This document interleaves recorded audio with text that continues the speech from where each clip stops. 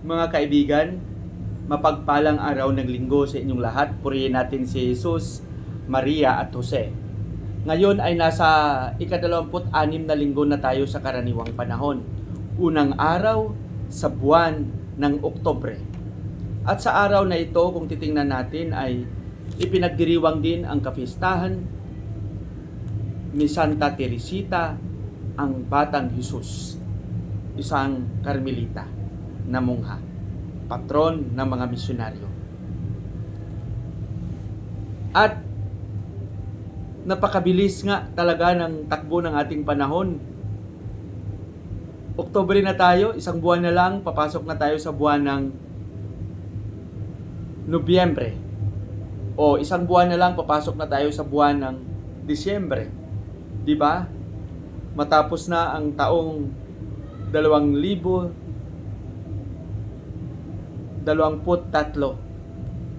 At parang kailan lang nakakatuwa namang isipin na hindi natin napansin, ngunit natapos na ang lahat. Di ba? Parang kailan lang. Ngunit sa likod ng mga ito, alam naman natin na ang Panginoon ay patuloy din na gumagabay sa atin. Sa linggong ito, mga kapatid, ang ating pagbasa ay babahagi sa atin ni San Mateo, Kapitulo 21, versikulo 28 hanggang 32. Ano ba ang nilalaman ng ating Ebanghelyo sa linggong ito? Dito makikita natin na isinalaysay ni San Mateo yung isang pakikipagtalastasan o kwentuhan ni Jesus nang sinabi niya sa pinakapinunong pari kung ano ang kanyang masasabi. Sabi niya, may isang tao na may 2 anak na lalaki. Tapos lumapit siya sa isa at sinabihan niya, "Anak, magtrabaho ka sa ating ubasan." At ang sabi naman ng anak, "Hindi ako pupunta, hindi ako magtrabaho." Ngunit nagkalaunan nagbago ang kanyang desisyon, pumunta siya at nagtrabaho siya. Pangalawa, pumunta din siya sa ikalawang anak at sinabihan na magtrabaho ka sa ating ubasan. Ang sabi ng anak, "Oo, pupunta ako." Ngunit, nang nagkalaunan, nagbago ang kanyang isipan at hindi siya pumunta. Kaya, sabi ni Jesus,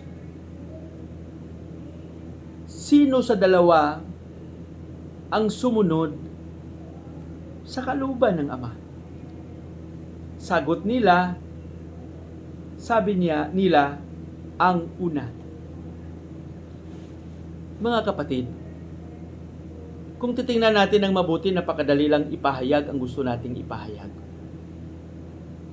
Ngunit, ang paggawa nito ang siyang pinakamalaking hamon. Lahat tayo ay tinatawagan na maging saksi, tunay na saksi, maging modelo sa kabutihan na ating ipinapahayag. Alam ko maging epektibo tayong lahat kung ang lahat ng mga kabutihan na ating nalalaman ay hindi lang manatili sa ating mga bibig.